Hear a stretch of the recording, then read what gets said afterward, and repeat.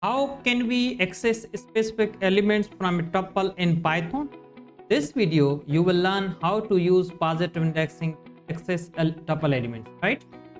Let's understand what indexing. Indexing is a way to access individual elements from a sequence of elements in any data type, right? So this is the code, right? This is the tuple, right, in which I have stored the four string values, right? Now to access an element, we use the tuple name, right? Name of tuple, right? Then we will use the square bracket, right? I will use the index followed by square bracket, right?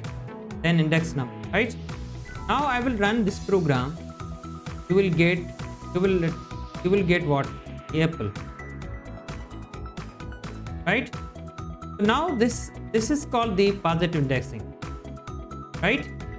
Let's understand the definition of positive indexing, right?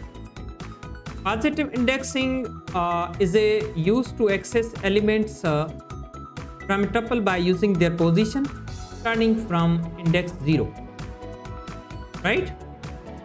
Now the positive indexing allows us to access tuple elements from left to right, right? This is the important thing you have to keep in mind, right?